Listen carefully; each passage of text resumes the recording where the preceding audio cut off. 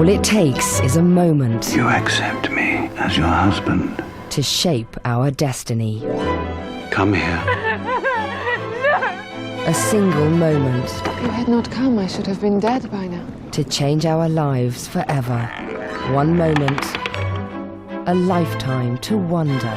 A man can make himself rather wicked for your Mrs. Grandcourt. She's not my Mrs. Grandcourt. What might have been.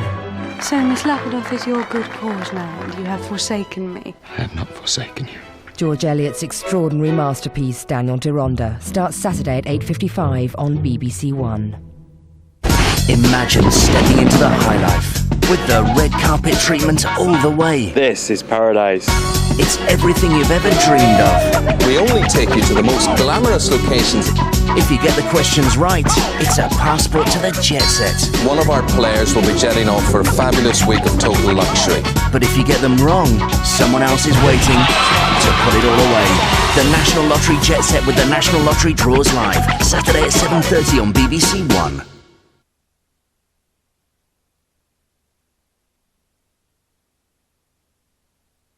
Just before BBC News 24 on BBC One, a look at the holiday weather with Helen Willets.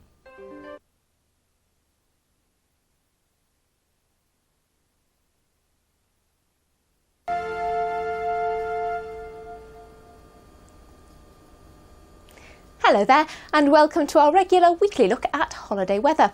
And this week's chosen destination is New York, and probably not a better time to visit because we've got Thanksgiving coming up and Christmas shopping coming up too. We've got ice skating in Central Park, real great fun here, and of course you could always just relax and catch a Broadway show.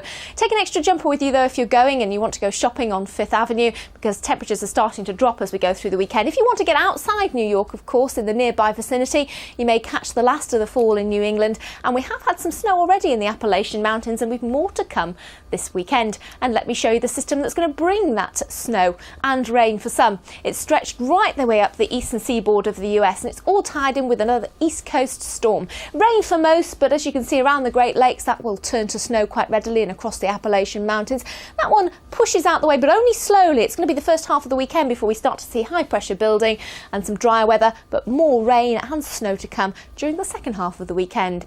It's what you'd expect really at this time of year. In fact, rainfall varies little throughout the year in New York. You'd expect probably 10 days a month, that's 1 in 3 days a month, to see some rainfall. And temperatures do fluctuate quite a bit. Despite being on the same latitude as us here in the UK, the summers are generally warmer and the winters generally colder. In fact, as you can see, the latter part of November and into December sees the temperature, the average temperature dropping below 10 degrees Celsius, and we are around about 11 or 12 at this time of year. But it is set to get colder behind those weather fronts. You can see by night that cold air, that frosty weather, comes right the way down into parts of Florida temporarily, but warmer air then rushes its way northwards into the beginning of next week. So a wet day, I think, on Friday if you are travelling. 13 degrees in New York. Then that snap of colder weather starts. 6 degrees on Saturday as things start to quieten down. As we fly further south into the Caribbean, quite a lot of cloud here. And you may have heard of the race, the Route du Rhum. It's been running for 25 years now, from France to the Caribbean. And after some turbulent weather in the last few days, things are settling down. South-southeasterly trade, as you expect, setting in force 4 or force 5 as we approach Guadeloupe. They should finish the race in the next couple of days. Scattered showers here becoming quite isolated on Saturday, but a sticky 30 degrees as you can see through many of the Caribbean islands. In fact, it's a case of lots of sunshine by day, but those heavy downpours brewing up for late afternoon and early evening. Little change here.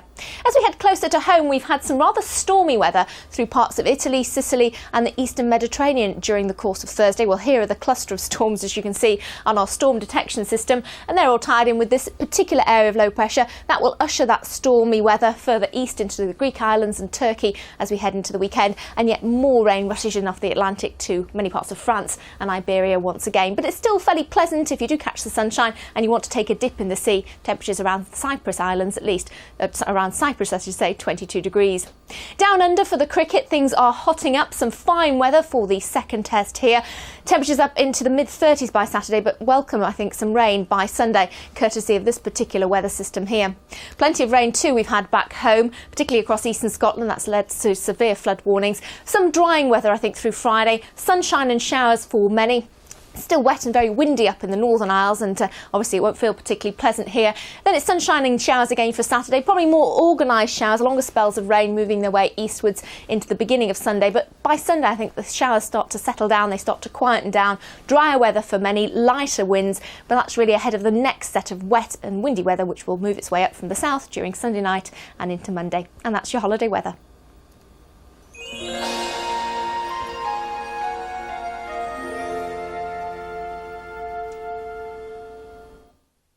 George Eliot. She created scandal after scandal. Free thinker. The scriptures mingle truth and fiction, and I cannot support their doctrines. Rule breaker. To take him away from his wife and children, unforgivable. Trailblazer. George Eliot's work was a revelation to her readers. Maureen Lipman presents the extraordinary life of one of our greatest novelists, George Eliot, author of Daniel Deronda, Sunday at 5:35 on BBC One.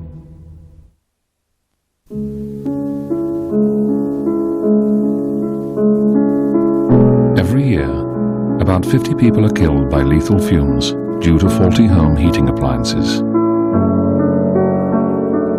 You can't see it, smell it, or taste it, but carbon monoxide can kill. Get your heating system checked every year. It could save your life.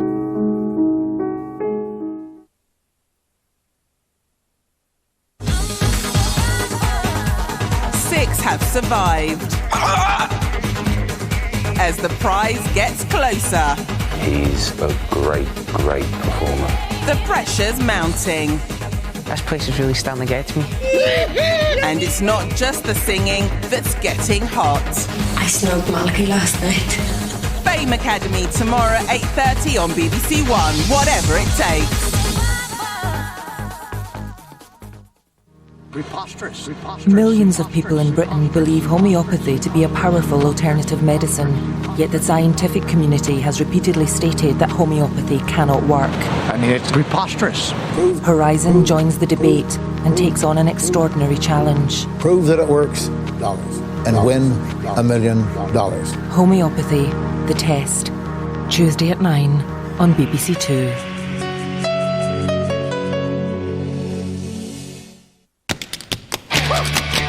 And this is BBC One, now joining BBC News 24.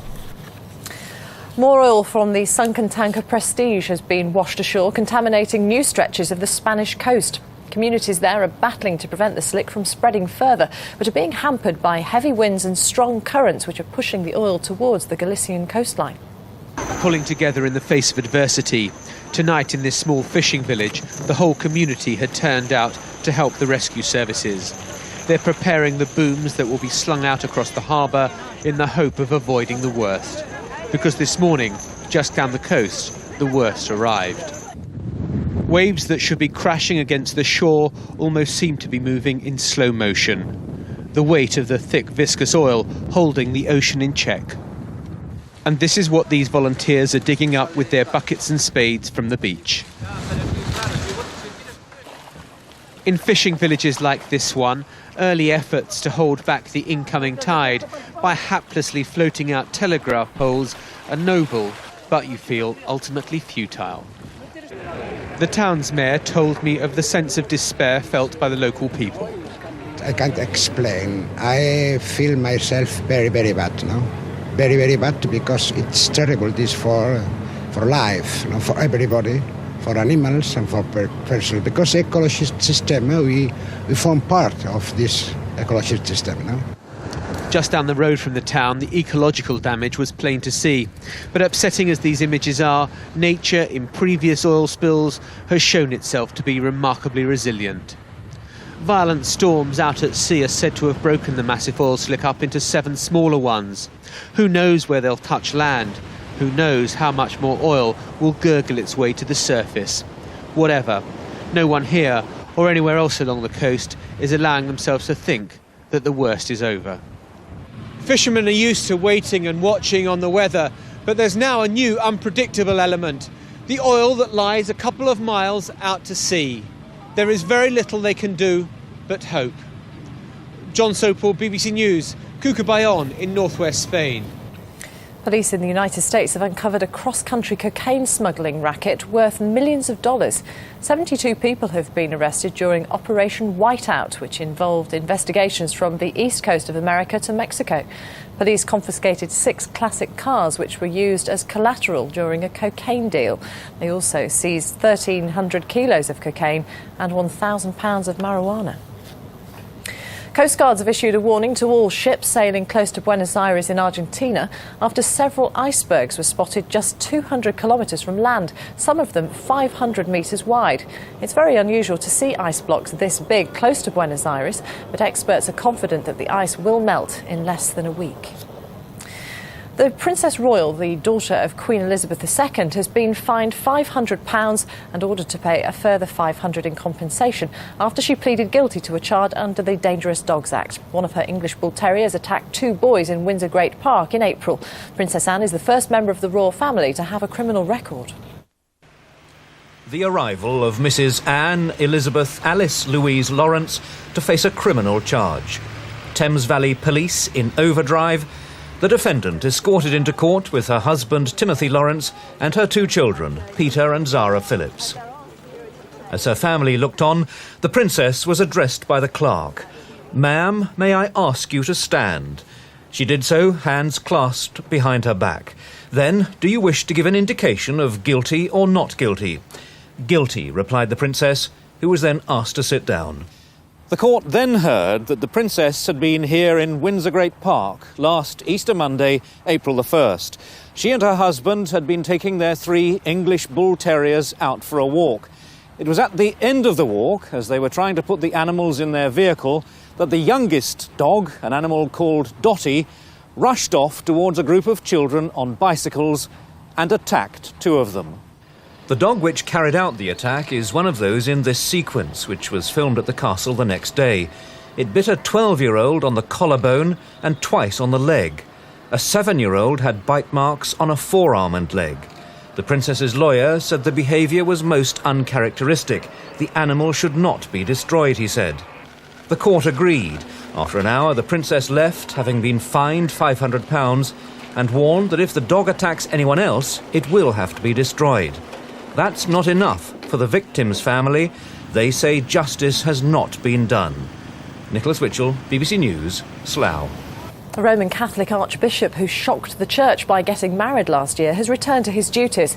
Emmanuel Malingo held a public mass near Rome, attended by 1,000 worshippers.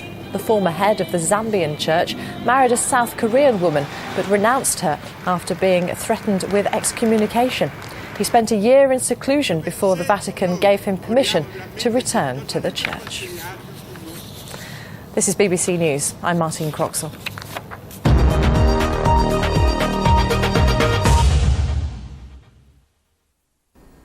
Hello there. We've seen some pretty grey weather across the British Isles on Wednesday and Thursday. Brighter conditions to come on Friday and Saturday with a fair number of showers and more persistent rain on its way into the start of the new week. Certainly though, Scotland has already seen plenty of persistent rain in the last 24 hours. Aberdeen being no exception, and it's due to the persistent rain in northeastern Scotland that we now have 3 severe flood warnings issued here at the moment. The floodline number 0845 988 1188. If you do have any concerns, don't hesitate to contact them. More persistent rain, however, is an issue for northeastern Scotland in the next few hours, accompanied also by strong winds and hill fog on higher ground. Take care if you're heading onto the roads. Conditions should improve pretty quickly though into Friday morning. The rainfall continuing to clear its way northeastwards. Then across Scotland during the course of the day, it will be a day of sunshine and showers. Some of those could be heavy at times, and they will be pretty blustery as well as the winds remain pretty strong. And that's our story across much of the British Isles. Some fairly strong winds and blustery showers, particularly out to the west and to the south, where they could be thundery at times during the course of the afternoon. Our temperatures around 11 or 12 for England and Wales, and 9 or 10 as we look further north. A good time of year now though to head away, possibly for some finer weather. New York, a good place to head at the moment for some pre-Christmas shopping, but the weather is a little bit changeable. The end of the fall coming in now, still just the chance of catching the last of those leaves, but with some early snow you may catch some early skiing in the Appalachian Mountains. It has been rainfall that we've been seeing here during the course of Thursday, some pretty thick cloud showing up along the eastern seaboard of the States on our latest satellite picture, all due to low pressure here, which continues to work its way eastwards on Friday. Potentially a little bit of snow coming out of that as we see some colder air sinking down from the north. But for Saturday, things do turn somewhat finer. Rainfall for New York, though, distributed quite evenly across the year, typically around 9 or 10 days per month. But the temperatures really are the big change coming in now. By the start of December, we could see the average daytime figure down as low as just 4 or 5 degrees Celsius. And some colder air certainly on its way towards here as we look at the nighttime temperatures for the next few days. A plunge of icy air sinking its way down the eastern half of the States, warming up a touch though for Monday and Tuesday. For Friday, temperatures around 13 degrees Celsius in New York with some rainfall. By Saturday, finer weather arrives, but also that colder air, that figure down to just 6 degrees. Plenty of warm air though to be found in the Caribbean in the next couple of days. Temperatures here in the mid-20s and some sunshine too if you're heading towards the beach, but also a scattering of showers at times too. Showers also as we head across into Central Europe too. A big swathe of cloud extending its way right the way down in towards the eastern Mediterranean. Low pressure has brought thundery showers in, as we can see, for southern areas of Italy and parts of Greece during Thursday. More to come, particularly for the Balkans as well on Friday, with low pressure close by. All of that sweeping its way further eastwards for Saturday. And certainly we can see the low pressure stays close by to the British Isles too for this weekend. A day of sunshine and showers once again to start us off this weekend, holding on to fairly blustery winds too. Sunday at the moment set to be the best of the weekend with some finer weather around, but a chance of some heavier rain running its way into the south as we go on into the nighttime period, and that will continue to push its way further north for Monday. I'll leave you with a look at the summary.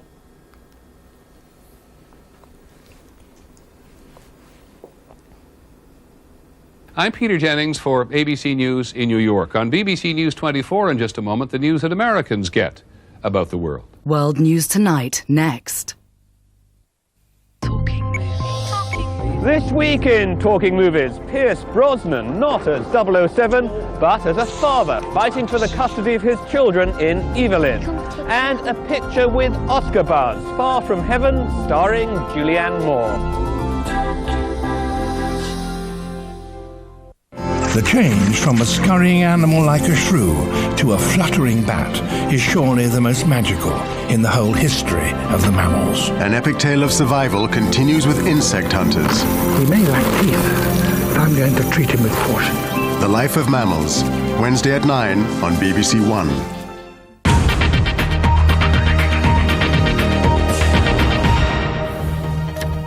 This is BBC News 24. I'm Martine Croxall. In a few minutes, an American view of world events in World News Tonight. But first, at 1:30, here's a summary of the main news. The Deputy Prime Minister, John Prescott, has urged firefighters to call off their 8-day strike due to start in a few hours' time. Talks are continuing through the night between the FBU leadership and the employers' negotiators in the search for a last-minute breakthrough. In a statement in the House of Commons, Mr Prescott insisted that the FBU had been offered 16% over 2 years, bringing the average pay to £25,000 a year.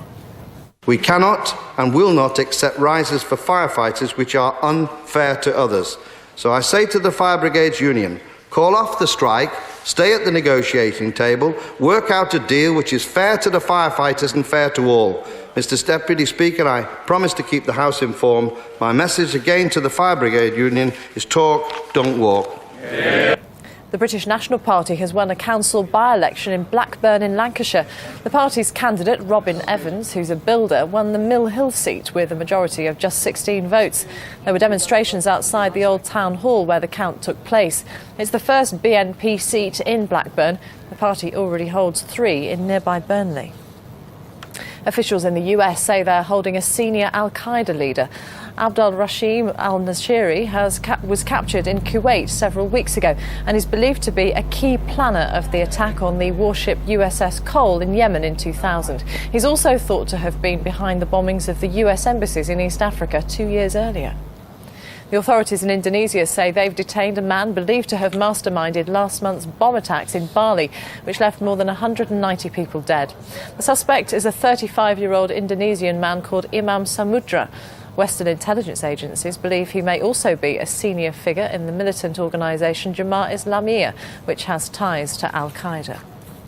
Israeli troops have entered a village on the outskirts of Bethlehem to make arrests in response to the latest suicide bomb attack. 11 people were killed and more than 40 others were injured when a bus was targeted in Jerusalem. The Islamic group Hamas says it carried out the attack, which happened during the morning rush hour. The vehicle was packed with commuters and school children. A magistrate has fined Princess Anne £500 for failing to stop her bull terrier from attacking 2 boys in Windsor Great Park last April.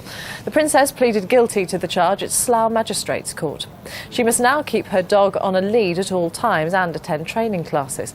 The Princess Royal is the first member of the royal family to have a criminal record.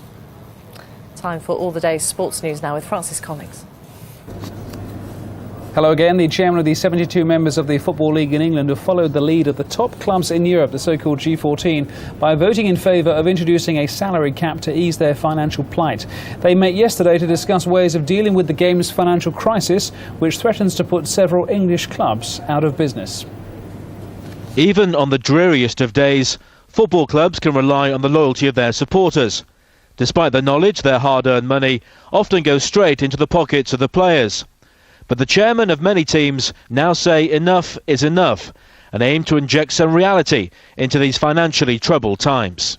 We've got to show to not only our partners but to the government and potential trade partners that we are capable of sorting this out. And this is a brave step for our chairman to take, and I'm hopeful that that will be seen as a positive sign. The clubs will now discuss plans which will ensure wages won't account for more than 60% of their income, with the intention to reduce that to 50% in the future. It's hoped the scheme will be ratified by January. A cap may become a financial necessity for clubs like Sheffield Wednesday, who've struggled to pay Premiership wages on First Division income. We still have 3 players under contracts which are with us from the Premiership days. Those expire at the end of this season, but nevertheless we'll have carried them for 3 years outside the Premiership, and it simply can't be sustained at this level. Not too many players will be keen to take a pay cut, but clubs are now aware that potential investors who may help to bail them out of their current difficulties will want to see them do their bit first. Nigel Adderley, BBC News, Oxford. Now, one of world football's most respected and well-travelled managers, Sir Bobby Robson, has been officially knighted for his services to football. Prince Charles conducted the ceremony that bestowed the highest honour, and the former England manager is currently in charge at Newcastle United, but has also been at PSV Eindhoven, Porto, Sporting Lisbon and Barcelona. He's a footballing survivor. Sir Bobby Robson received his knighthood during his 52nd season in football, and this ranks alongside his great moments in sport. Well, it was very different and very special, and I feel very flattered about it, and obviously tremendously honoured, and a great sense of pride. It's in football management that Sir Bobby has made his name. He led England during 2 World Cups, most memorably taking them to the semi-final of Italia 90. But his emotional return to his beloved Newcastle United was something he'd always wanted. And with the side's current form in the Champions League, there's no sign of his enthusiasm waning. Daniela Ralph, BBC News, Buckingham Palace. The LPGA Golf Tour is reaching the climax to its season with the Tour Championship event in Florida. And after the first round, there's a cosmopolitan 3-way tie for the lead, with an American, a Swede and a Korean leading the way. Annika Sorenstam has had a year to remember. 10 victories on the LPGA Tour, £2 million in the bank, but still her quest for perfection continues. The Swede was on top form once again. An eagle and 2 birdies on the front 9 laid down the gauntlet. There she is. Meg Mallon, a 3-time major winner, led the American Challenge with an almost flawless round of 67. The 39-year-old Florida resident clearly relished playing in her home state. Meanwhile, Sorenstam was using her simple swing to full effect, picking up another birdie via this chip at the 12th. Australian Carrie Webb may have won the British Open this year, but she'll have to get even closer to the hole to repeat her triumph here of 12 months ago. Sairi Pak's 5 wins this year would have been spectacular in a non-Sorenstam year, and when the Korean birdied the 16th to go 5 under, it was no surprise to see the Swede follow suit. While Sorenstam remained steady, Pak birdied the 17th, but just when an outright lead was hers for the taking, a blemish at the last left a 3-way tie after day 1. Giles Gofford, BBC News. And that's all the sport for now. We'll see you later on. And that's the summary. I'll be back in 10 minutes with the latest headlines. Now on BBC News 24, a look at the world through American eyes in ABC's World News Tonight with Peter Jennings, as seen across the States a couple of hours ago.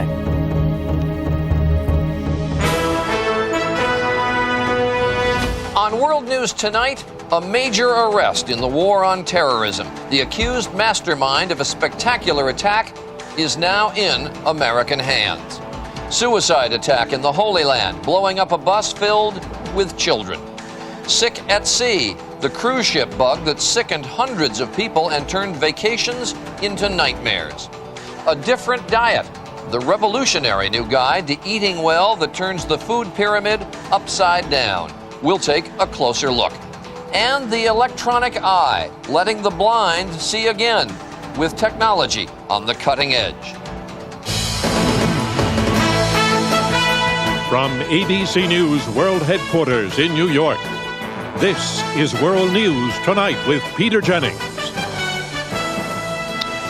Good evening, I'm Charles Gibson. There's been a major arrest in the war on terrorism. The U.S. now has custody of a man it believes is one of al-Qaeda's most senior officials.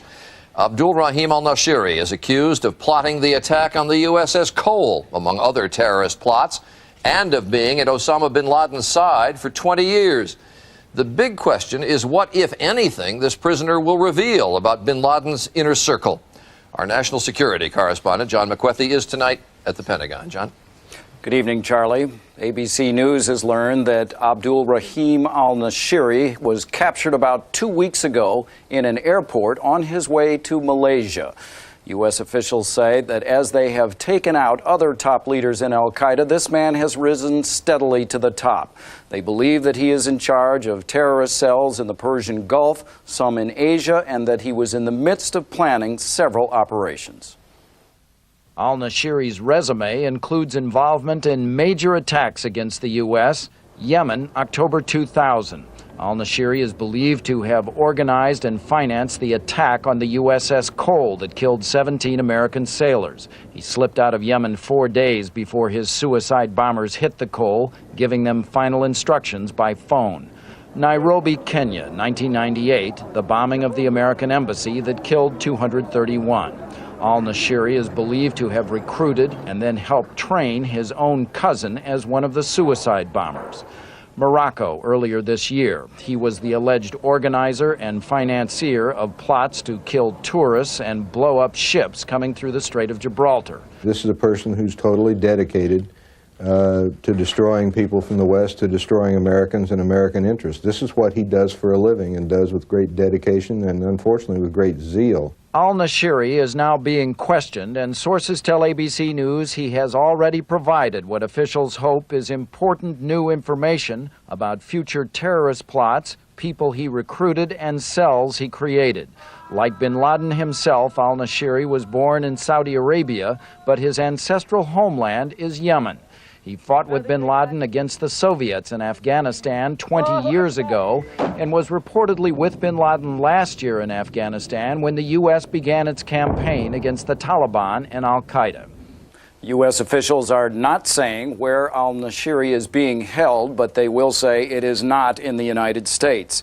His capture, officials say, has already set in motion a number of U.S. operations trying to go after the structure that this man created. Charlie?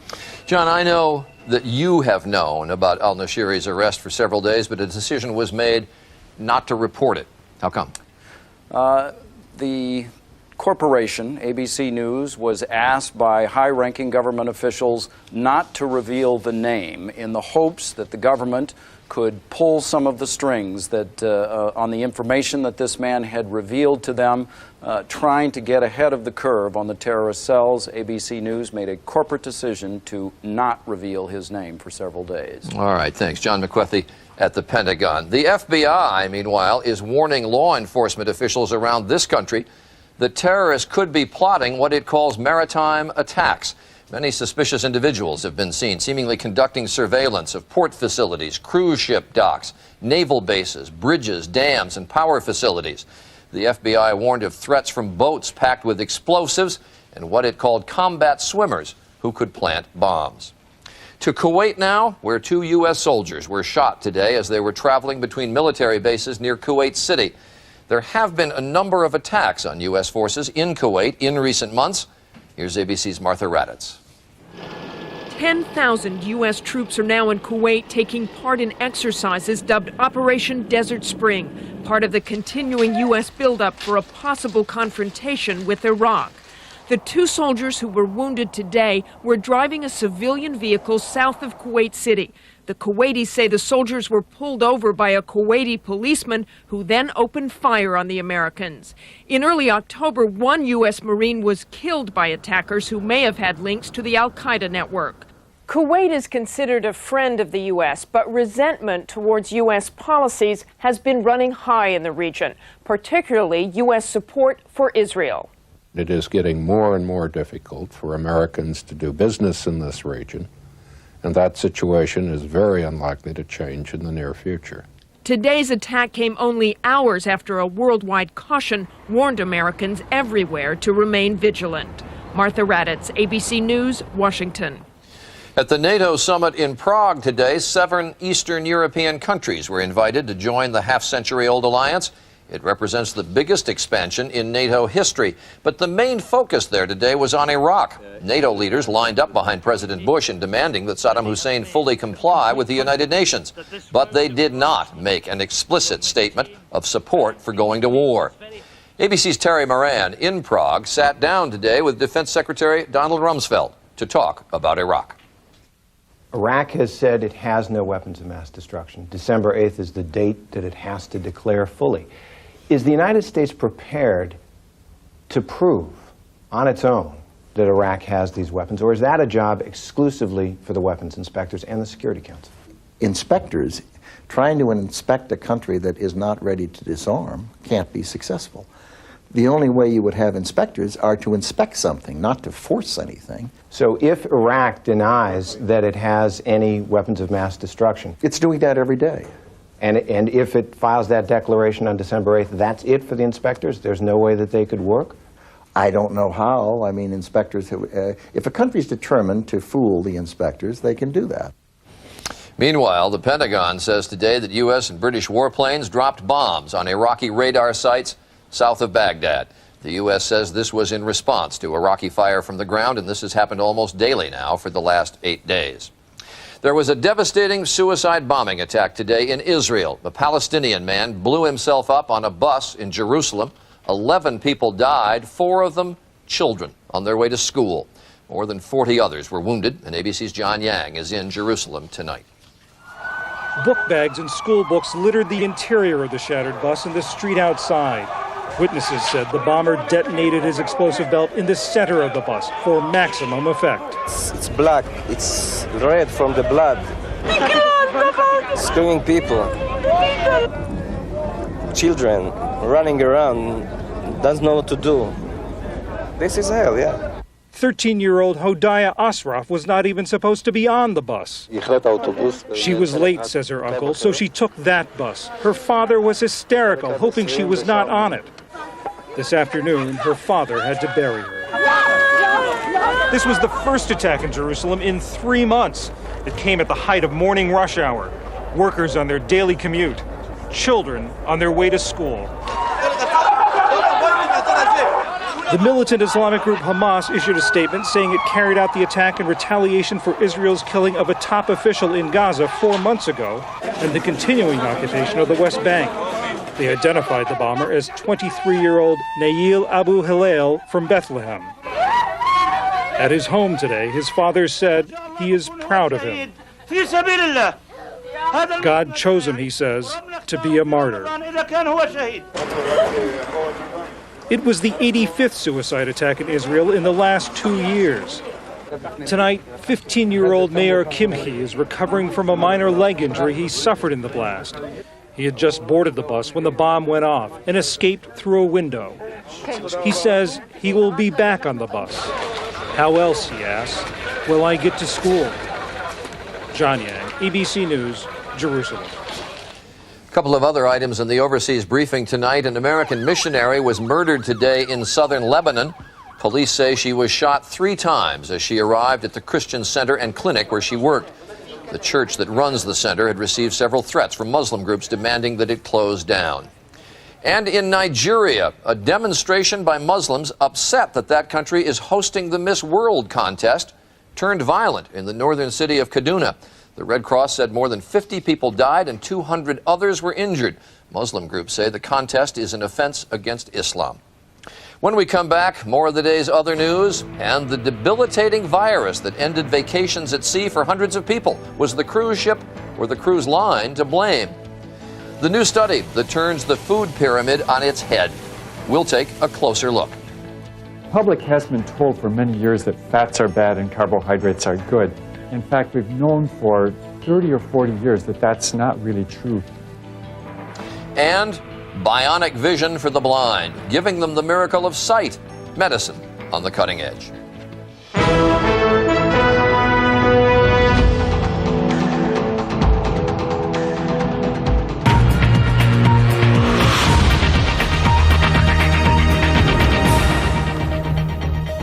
This is BBC News 24. The headlines at 12 minutes to 2.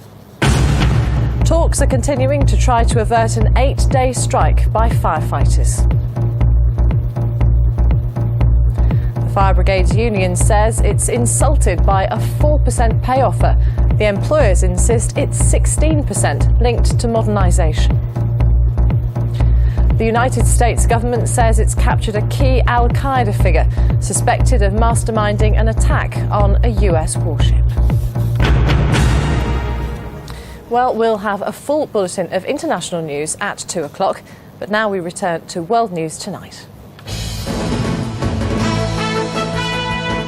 In Florida today, a giant cruise ship from the Holland American Line has returned home for a very thorough cleaning. Hundreds of its passengers got sick during recent cruises. The cruise line was aware of the illnesses, but the ship kept sailing. ABC's Jeffrey Kaufman is in Fort Lauderdale. The Amsterdam returned to its home port with 67 fewer people on board than when it left. The missing passengers and crew were taken to hospitals in Caribbean ports, all hit with the contagious stomach virus. It wasn't so pleasant. I had a hell of a good time. We did, but I had 3 days with the bug. That bug, the Norwalk virus, has plagued this ship for a month, disrupting 4 cruises, infecting more than 500 passengers. People just started getting sick, throwing up, diarrhea, that type of stuff. And the more it went on, the worse it got. We kept seeing ambulances at every port that we came into. Holland America, the ship's owner, says it warned passengers, but only as the ship was setting sail. For some, that was too late. If they had told me up front, I don't think I would have gone. Because the virus is passed so easily from person to person, this became the official handshake. Even the ship's casino was discarding playing cards after a single use.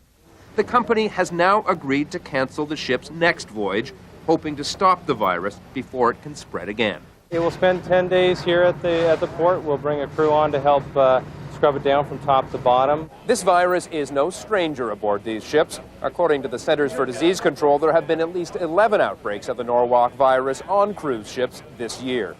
Holland America is already facing a class action lawsuit after 400 passengers got sick on another ship this summer. The CDC says with the Norwalk virus becoming more common on dry land, it's not surprising that more is showing up on ships. We were expecting T-shirts out here saying I survived the Amsterdam. For many of the Amsterdam's passengers, the outbreak was just part of the adventure at sea. Jeffrey Kaufman, ABC News, Fort Lauderdale. The advocacy group Mothers Against Drunk Driving, or MADD, reports today that the number of drunk driving deaths in this country increased last year after declining for much of the 1990s. More than 17,000 deaths associated with drunk driving were reported in 2001. That's up from 16,500 in 1999. MADD says the war on drunk driving is stalled because states are not adopting stricter enforcement measures. We're going to take a closer look tonight at something all kids learn in grade school that is apparently wrong. That famous food pyramid put out by the government that tells us what to eat to be healthy. For years, doctors have suggested the pyramid is out of date, but now researchers at Harvard have a new study saying there should be a new pyramid, that women who follow new eating guidelines lower their risk of chronic disease like cancer or diabetes by 11%. Men's risk went down by 20%. Here's ABC's Claire Shipman. The no-gays of Silver Spring, Maryland, like to think they're getting it right, eating healthy. They count on government guidelines to help. We may not follow it exactly, but we're at least somewhat close to what they are recommending. Cereals like these, even pretzels, the foundation of a healthy diet on the USDA's food pyramid. But a new study literally turns the popular triangle on its head. The public has been told for many years that fats are bad and carbohydrates are good. In fact, we've known for 30 or 40 years that that's not really true. According to Harvard researchers, new data proves that headlines like this one are true. Some fatty foods, according to the study, like olive oil, do make you healthier. On the other hand, if you've been clinging to pasta or bagels in the hopes of slimming down, you're out of luck.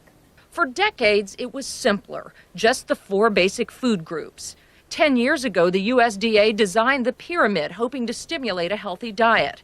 The base, what we should eat the most of: breads, rice, cereals, and pasta. All fats and oils are at the very top, to be used sparingly. Harvard researchers propose a new order. Fats, at least the good ones like olive oil, in the favored base position, and bad breads, refined starches like pasta, relegated to a tiny corner at the top. Nuts and beans are better than fish and eggs, they say, and red meat should be squeezed next to starches at the top. USDA officials say they are in the process of overhauling their pyramid, but they play down the differences. Eating by any of those pyramids is a better idea than the way most of us eat. You know, we eat from the top of the pyramid instead of from the bottom. No doubt the no-gays will be relieved to learn that one thing they're packing in their children's lunches, carrots, are still considered healthy by everyone. Claire Shipman, ABC News, Washington. And our medical editor, Dr. Tim Johnson, is joining us now from Boston. Tim, if the doctors suspected or even knew that the pyramid was wrong all these years, why was it still being taught? Well, I have to point out that the development of health guidelines in general and nutritional guidelines in particular often takes such a long time that by the time they do come out, they lag behind the latest research. Furthermore, these guidelines always tend towards simplification rather than sophistication, so they lump things together rather than making a distinction between good and bad fats and good and bad carbs. And finally, I would point out that these recommendations, that is the official food pyramid, comes from the Department of Agriculture, not the Department of Health and Human Services or the CDC or the NIH. And you can imagine that there may be some commercial interests and some agricultural interests that play a role in putting out that food pyramid. Well, I heard a Department of Agriculture official there say, it doesn't make any difference what pyramid you eat from, it's going to be better for you, and yet Claire was saying that actually the right way to eat turns the traditional pyramid right on its head. I go with Claire rather than the Department of Agriculture on this one. I think it's time for a change, and I think there's a lot of pressure for change. We've known about this for too long, and I expect to see some new guidelines from the government. In the meantime, I recommend people buy some good nutrition books instead of following the food pyramid. Our final report tonight is about restoring the gift of sight. The government is currently reviewing clinical trials on a new technique which for the first time allows people who have gone blind to regain some of their vision. It is definitely medicine on the cutting edge. And here's ABC's Brian Rooney. There's the door frame. This doesn't look great, but it's a vision of wonder for a patient who can't see anything. It's bionic sight using a miniature camera on a pair of glasses that send images to tiny electronic chips inside the eye. The cable would come in on the outside of the eye and then go in through a tiny slit into the eye. Researchers have put these chips in the eyes of 2 blind patients. Do you see anything? Any light up there? Oh, yeah. What they've been able to see so far is just 16 pixels, 16 dots of light like light bulbs in a scoreboard. If scientists can find a way to increase the resolution to 1,000 pixels, it would look like this.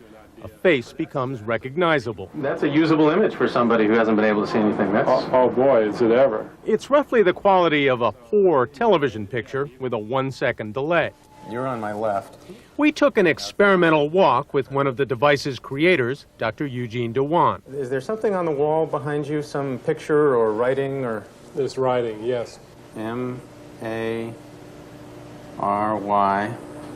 Mary, D, I can see the period. Now I see a door frame down there. I can't tell how far away it is. But there's a door frame right here. You want to make a right turn? Yeah. I think there's bookshelves over there. That's right. And are there 2 people sitting down? Yeah. Yep. And then he just looked at me.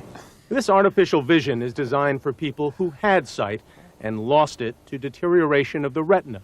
Their brains are accustomed to seeing and even have the ability to fill in a sketchy picture. Researchers hope it will allow a blind person to do simple things. Pouring water into a cup, sitting at a table, being able to see your plate, your fork and knife, those sort of things are really, really important. The device is years from practical use, but researchers say they now have artificial eyesight in view. Brian Rooney, ABC News, Los Angeles. Glorious sights to see. That is our report on World News Tonight. Tomorrow on World News, tipping the scales at nearly 1,000 pounds, the National Zoo's prized baby elephant is turning 1. I'm Charles Gibson. Have a good night. For all of us at ABC News, good evening.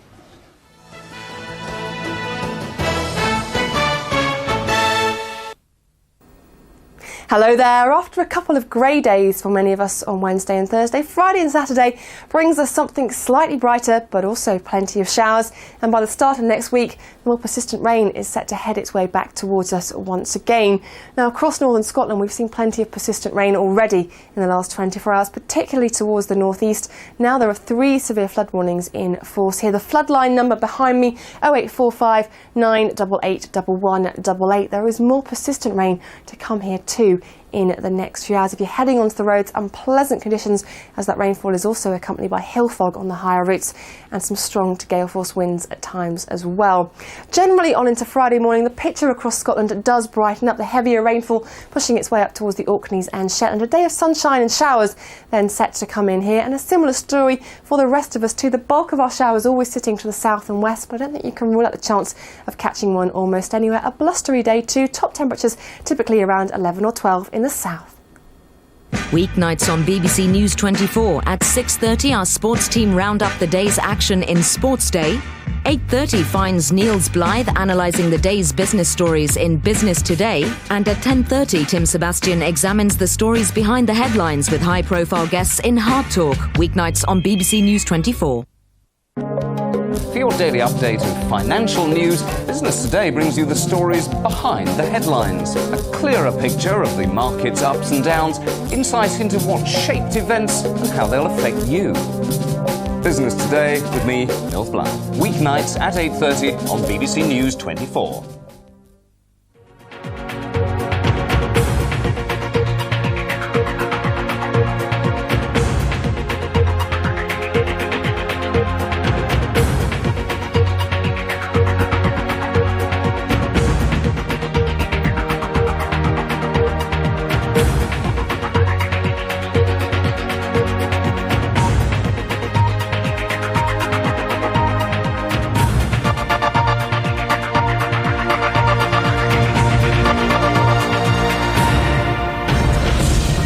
Israel responds to the bus bomb. Troops begin expelling civilians from a village near Bethlehem.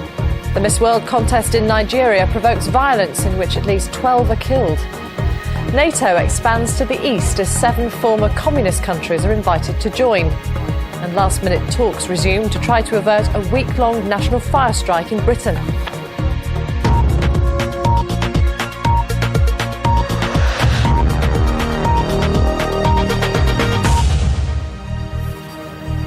This is BBC News, I'm Martine Croxall. Israeli forces have entered a village on the outskirts of Bethlehem and ordered Palestinian residents out of at least 25 homes. Israeli officials say the town has become a sanctuary for Palestinian militants since the army withdrew in August. Troops have taken up positions in the village in preparation for an offensive on Bethlehem, which was, they believe, the home of a suicide bomber who earlier killed 11 people in Jerusalem. The attack in Jerusalem was the first there since July. The militant Islamic group Hamas has claimed responsibility, and Israel has promised a rapid response. Searching desperately for a loved one, a passenger on the number 20, where so many lost their lives. What should have been a routine journey ending in slaughter at 7:15 when the bomber got on board and blew himself up. I saw faces, people, one person was over the window. I guess he was dead, and then I heard a lot of people screaming, Ima, Ima, Ima. A cry of Mama, Mama. And this mother looking for her son, Avi. He survived, but others losing hope.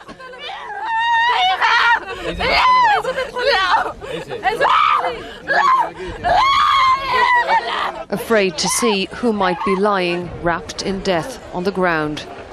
Each one given a number, then taken away.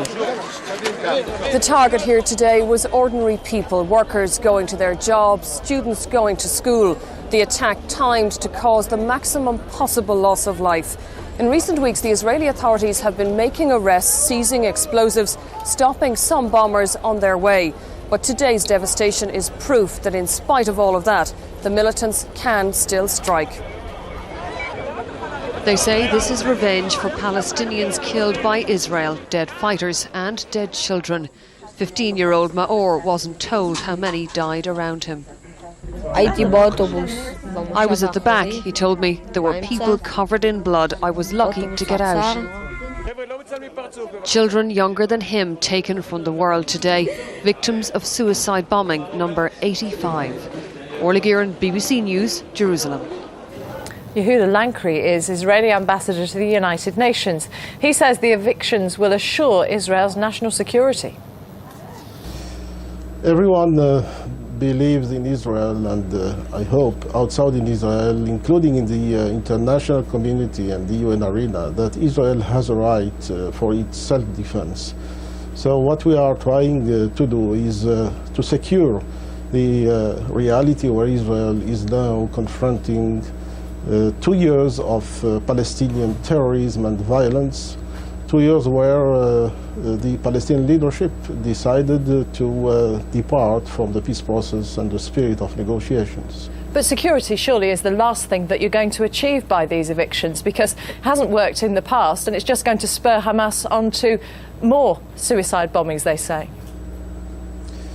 Hamas and Islamic Jihad are devoting every effort possible in order not only to prevent the peace process between us and the Palestinian people, but even in order to eradicate the state of Israel. That is their vow and their commitment. What we believe is that Israel's peace conception is one free from violence and from any terrorism. And we hope that the Palestinian leadership will be able one day to come to a renewed spirit of dialogue and peace with Israel. To say the least, it's a very difficult situation in the Middle Eastern region at the moment. President Bush must be very anxious about how Israel has decided to continue dealing with the Palestinians. Our message to the Palestinian people, as well to the President Bush, is a clear one. We would like to get back to negotiations, but one has to understand that there is not a security obsession of Israel. That is for the sake of the peace process itself. We have to conceive the peace process as a process clear from any violence and any terrorism. That is also a clear-cut commitment of Yasser Arafat and the Palestinian leadership when they signed 9 years ago the Oslo Agreement with Israel. And within the last few minutes, we've been getting reports that the Israeli army have entered the town of Bethlehem itself. Troops headed first for Manger Square and surrounded the Church of the Nativity, which marks the traditional birthplace of Jesus. This is according to the Israeli military spokesman Doron Spielman. He said the object was to prevent gunmen from seeking refuge in the church. We'll have more on that when we get it. At least 12 people have been killed in riots in and around the northern Nigerian city of Kaduna. Reports from the Red Cross say the number of dead may be as high as 50. Trouble started when Muslim youths stormed through the suburbs of the city in protest at the holding of the Miss World competition in the capital Abuja next month. The spark to ignite the latest violence in the northern city of Kaduna is the Miss World contest. Many Muslims are angry that the competition's being held at all. They're particularly incensed that the contestants are travelling around Nigeria during the Muslim holy month of Ramadan, even though organisers delayed the final until after it's over. The latest clashes come 2 years after rioting involving Muslims and Christians in the same city left as many as 2,000 people dead. This time, Muslim youths ran amok after a local newspaper printed an article suggesting that the Prophet Muhammad might have taken a Miss World contestant as his wife. The offices were burned down. President Olusegun Obasanjo last week cancelled a meeting with the competitors for fear of offending the Muslim minority in the country. The contest has attracted huge controversy in Nigeria. Human rights groups called for a boycott after highlighting the case of Amina Lawal, convicted of giving birth out of wedlock by an Islamic court and sentenced to death by stoning under regional Islamic Sharia law. Several contestants pulled out of the competition, even though government ministers said the sentence would not be carried out. The latest violence underlines the finely balanced religious sensitivities in the country. It seems that the tension, barely held, only needs an extra twist to explode. Fiona Wurge, BBC News. Officials in Washington say they're holding an Arab man suspected of being the head of the al-Qaeda operations in the Gulf. They say the arrest of Abdul Rahim al-Nashiri is a significant setback to the terrorist group. Here's our Washington correspondent, Rob Watson. The US authorities say al-Rahim al-Nashiri is their latest big catch. The Saudi-born al-Nashiri is said to be one of the top al-Qaeda leaders, the commander of their operations in the Persian Gulf. He's accused of being one of the masterminds of the attack on the USS Cole in October 2000. US officials say it was al-Nashiri who gave the telephone orders to the bombers to deliver their boatload of deadly explosives. He's also thought to have played a role in the 1998 US embassy bombings in Kenya and Tanzania that left hundreds dead and many more wounded. Said to be the most senior al-Qaeda leader to be captured since the dramatic arrest of Ramzi bin al-Shibh in Pakistan earlier this year, the US says it all shows it is winning the war on terrorism, despite the fact that Osama bin Laden is still alive and still at large. With hundreds of al-Qaeda members imprisoned in Guantanamo Bay and Afghanistan no longer in the hands of the Taliban, the Bush administration insisted it has severely disrupted al-Qaeda's operations. It's a claim that's difficult to either confirm or contest, given the mystery surrounding both the organization and US efforts to destroy it. Rob Watson, BBC News, Washington. Our correspondent Fergal Parkinson is in Washington. He says details of the arrest are still vague. All the American authorities will tell us that he is in custody, and they say he is clearly one of the most important al-Qaeda operatives so far that they've got hold of. As Rob was saying, he's been accused of being behind a number of attacks on the USS Cole in Yemen back in 2000, and also the embassy bombings in Kenya and in Tanzania back in 1998. So the American authorities are saying very little about him, apart from he's in custody, but they're very pleased they've got him. They must be. He's a very high-ranking official in the al-Qaeda network. He will have some very useful information for the United States about how al-Qaeda operates. Very useful information indeed, and the rap charge against him, the rap sheet against him, is growing. Although they're accusing him of very serious things, it's fair to say that al-Nashiri will probably never see the inside of a court. He's more useful to the Americans in terms of the intelligence. The American authorities are desperate to know the workings of al-Qaeda and how it operates. But more importantly, the authorities say they need to know where the top man. They need to find Osama bin Laden. So what are they going to do with him next then if prosecution isn't likely? Well, questioning will continue. We don't even know where he's being questioned. The American authorities say this will probably take some time. They say he has a lot of intelligence that they would like. So they will keep him for a long time. They'll continue to question him and hope that he gives them some very useful information. Now to the NATO summit in Prague, where 7 former communist countries have been formally invited to join the alliance. There was other business too, a warning to Iraq to comply with the UN's demands and the setting up of a rapid reaction force. But the cornerstone of this meeting was enlargement. It's the biggest expansion in NATO's 53-year history. 7 new members are being invited to join: Bulgaria, Estonia, Latvia, Lithuania, Romania, Slovakia and Slovenia, bringing more than 40 million people under NATO's security umbrella. The summit has also approved a new rapid response force comprised of North American and European troops, which can be deployed within 7 days when set up. Prague tonight. Anti-NATO protesters breathing fire, but not much else. This first NATO summit behind the old Iron Curtain passing off peacefully. The NATO club of 19 is expanding to 26, the ultimate symbol of the new, free Europe. Bulgaria, Estonia. NATO's security blanket now stretches to Russia's border, and Moscow doesn't even seem to mind. I take it that this is agreed. Some say NATO's not capable of responding to 21st century threats. Well, today they sanctioned a reaction force of 20,000 elite troops to go any place, any time. We have the organisation, the military capabilities, and the will to deal with threats to our people and to our security from wherever they may come. Amid all the comings and goings today and the private meetings, much talk of Iraq. Blair and Bush want NATO colleagues on side with their familiar message on Saddam Hussein. If he chooses not to disarm, we will work with our close friends, the closest of which is Great Britain, and we will disarm him.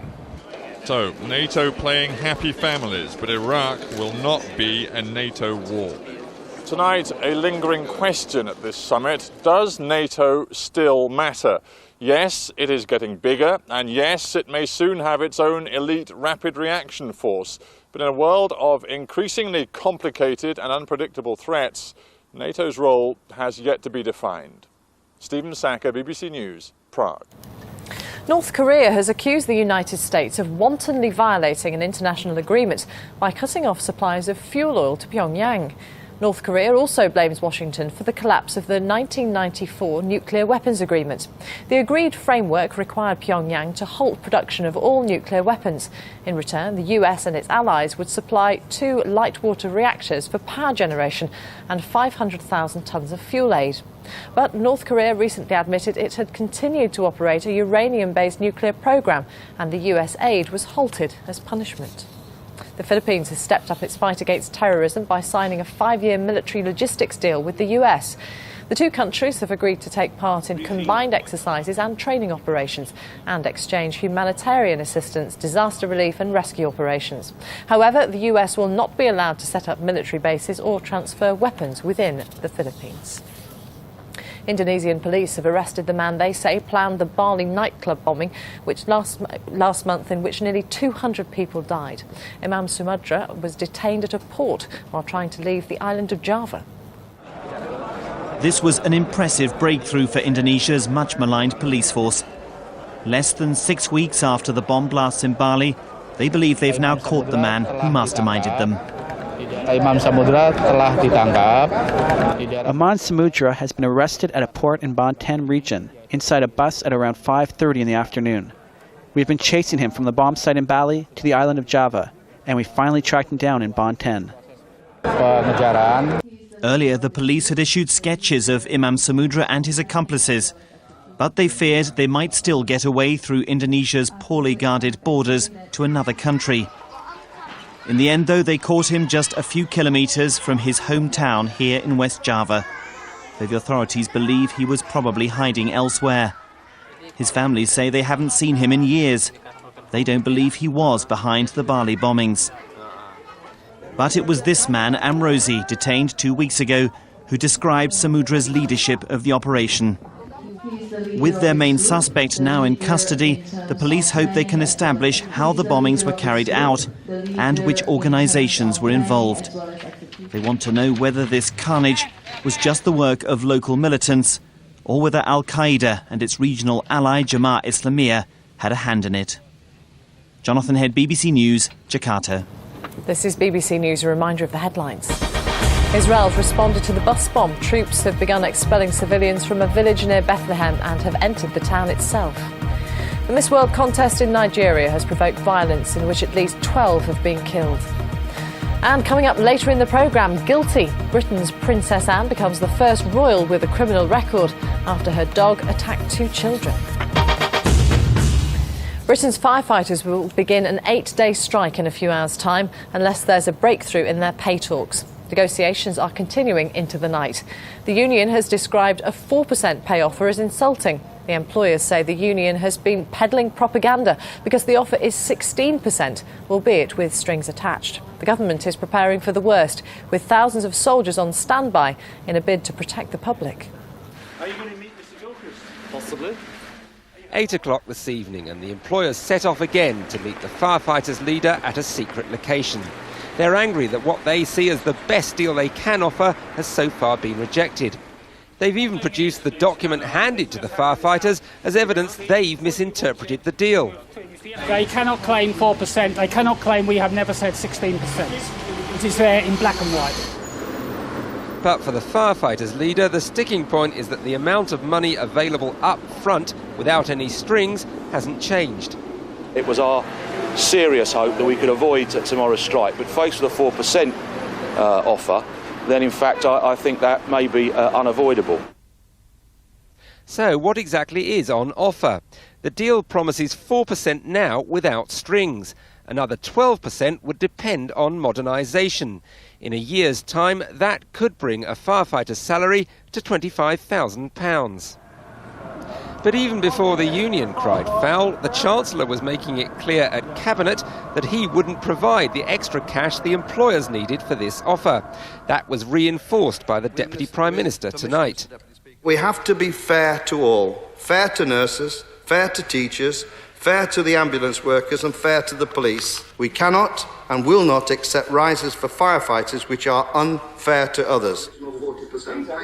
Every move in this unfolding drama has been watched by firefighters anxious to know if they're walking out tomorrow. At this fire station near Middlesbrough, they were blaming ministers for the failure to reach a settlement. It's the government who are pulling the rugs out, who are sticking their arse in and doing everything they can to stop the talks going ahead. Tonight they were still dropping everything to answer emergency calls. But with the prospect of an 8-day stoppage looming, the opposition is calling for firm action. I believe the government should do two things. First, they should ensure that British troops have access to the Red fire engines and the most modern life-saving equipment. And secondly, they must take the emergency powers that are necessary, as the Prime Minister promised me he would, to ensure public safety.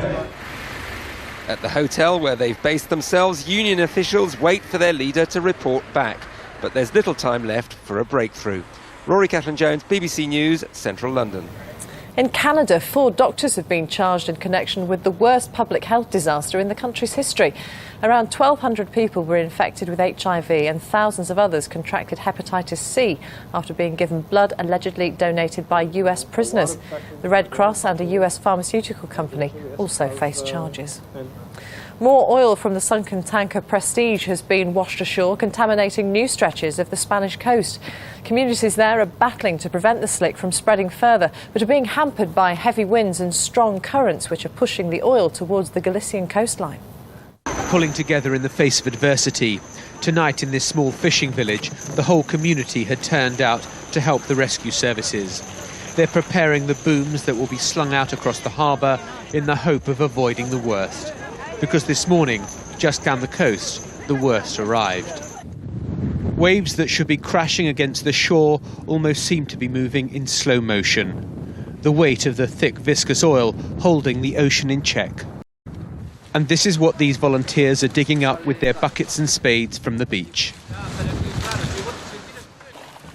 In fishing villages like this one, early efforts to hold back the incoming tide by haplessly floating out telegraph poles are noble, but you feel ultimately futile. The town's mayor told me of the sense of despair felt by the local people. I can't explain. I feel myself very, very bad now.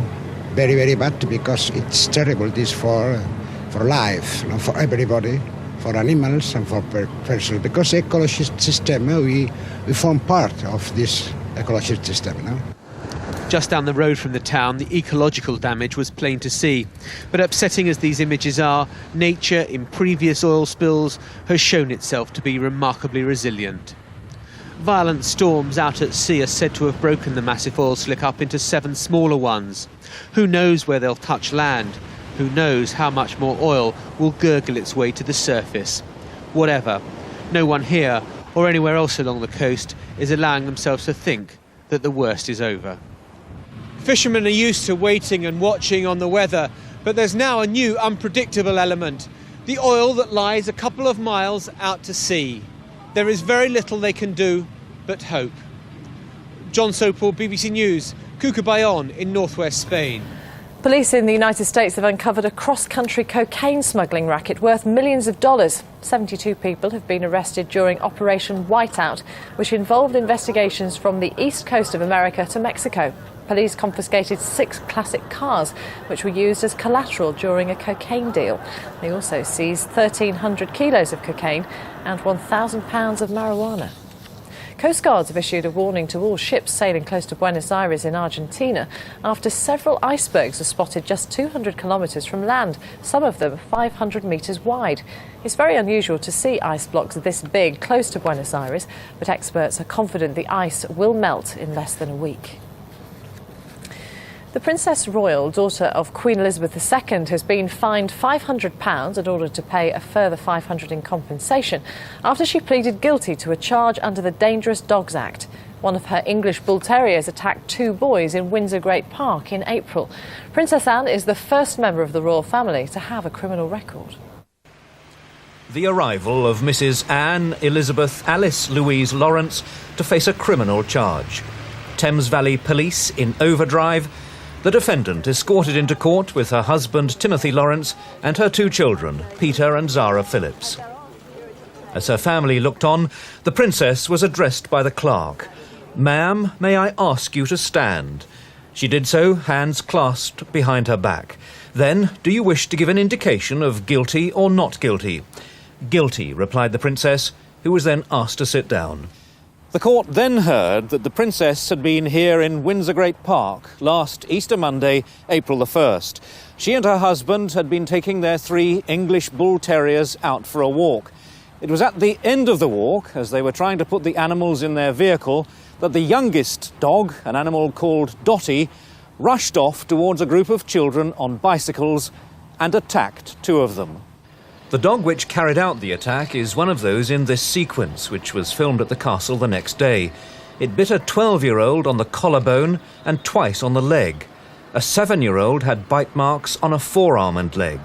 The princess's lawyer said the behaviour was most uncharacteristic. The animal should not be destroyed, he said. The court agreed. After an hour, the princess left, having been fined £500, and warned that if the dog attacks anyone else, it will have to be destroyed. That's not enough for the victim's family. They say justice has not been done. Nicholas Witchell, BBC News, Slough. A Roman Catholic archbishop who shocked the church by getting married last year has returned to his duties. Emmanuel Malingo held a public mass near Rome attended by 1,000 worshippers. The former head of the Zambian church married a South Korean woman but renounced her after being threatened with excommunication. He spent a year in seclusion before the Vatican gave him permission to return to the church. Reminder now of our main news again and our breaking story this hour. The Israeli army has entered the town of Bethlehem. Troops headed first for Manger Square and surrounded the Church of the Nativity, which marks the traditional birthplace of Jesus. This is according to the Israeli military spokesman Doron Spielman. He said the object was to prevent gunmen from seeking refuge in the church. It came after Israeli forces entered a village on the outskirts of Bethlehem and ordered Palestinian residents out of at least 25 homes. Israeli officials say the town's become a sanctuary for Palestinian militants. This is BBC News.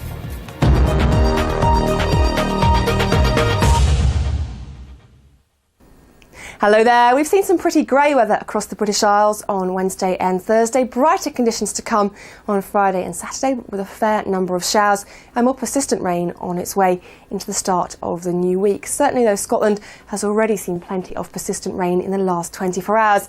Aberdeen being no exception, and it's due to the persistent rain in northeastern Scotland that we now have 3 severe flood warnings issued here at the moment.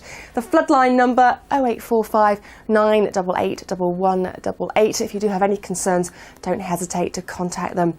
More persistent rain, however, is an issue for northeastern Scotland in the next few hours, accompanied also by strong winds and hill fog on higher ground. Take care if you're heading onto the roads. Conditions should improve pretty quickly though into Friday morning. The rainfall continuing to clear its way northeastwards. Then across Scotland during the course of the day, it will be a day of sunshine and showers. Some of those could be heavy at times, and they will be pretty blustery as well as the winds remain pretty strong. And that's our story across much of the British Isles. Some fairly strong winds and blustery showers, particularly out to the west and to the south, where they could be thundery at times during the course of the afternoon. Our temperatures around 11 or 12 for England and Wales, and 9 or 10 as we look further north. A good time of year now, though, to head away, possibly for some finer weather. New York, a good place to head at the moment for some pre-Christmas shopping, but the weather is a little bit changeable. The end of the fall coming in now, still just the chance of catching the last of those leaves, but with some early snow, you may catch some early skiing in the Appalachian Mountains. It has been rainfall that we've been seeing here during the course of Thursday. Some pretty thick cloud showing up along the eastern seaboard of the States on our latest satellite picture, all due to low pressure here, which continues to work its way eastwards on Friday. Potentially a little bit of snow coming out of that as we see some colder air sinking down from the north. But for Saturday, things do turn somewhat finer. Rainfall for New York, though, distributed quite evenly across the year, typically around 9 or 10 days per month. But the temperatures really are the big change coming in now. By the start of December, we could see the average daytime figure down as low as just 4 or 5 degrees Celsius. And some colder air certainly on its way towards here as we look at the nighttime temperatures for the next few days. A plunge of icy air sinking its way down the eastern half of the States, warming up a touch, though, for Monday and Tuesday. For Friday, temperatures around 13 degrees Celsius in New York with some rainfall. By Saturday, finer weather arrives, but also that colder air, that figure down to just 6 degrees. Plenty of warm air, though, to be found in the Caribbean in the next couple of days. Temperatures here in the mid-20s and some sunshine too if you're heading towards the beach, but also a scattering of showers at times too. Showers also as we head across into Central Europe too. A big swathe of cloud extending its way right the way down in towards the eastern Mediterranean. Low pressure has brought thundery showers in, as we can see, for southern areas of Italy and parts of Greece during Thursday. More to come, particularly for the Balkans as well on Friday, with low pressure close by. All of that sweeping its way further eastwards for Saturday. And certainly we can see the low pressure stays close by to the British Isles too for this weekend. A day of sunshine and showers once again to start us off this weekend, holding on to fairly blustery winds too. Sunday at the moment set to be the best of the weekend with some finer weather around, but a chance of some heavier rain running its way into the south as we go on into the nighttime period, and that will continue to push its way further north for Monday. I'll leave you with a look at the summary.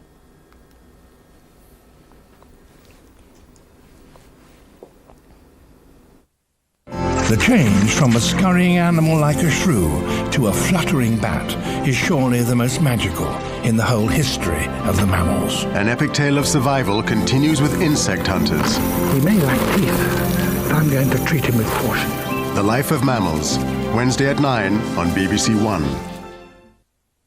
Get a sneak preview of films before they hit the British box office, the lowdown from the cinema stars and movie makers, and the countdown of the hottest Hollywood blockbusters. Put yourself in the picture with the latest reviews from me, Tom Brooke, direct from New York. Talking Movies, Saturday at 3:30 on BBC News 24.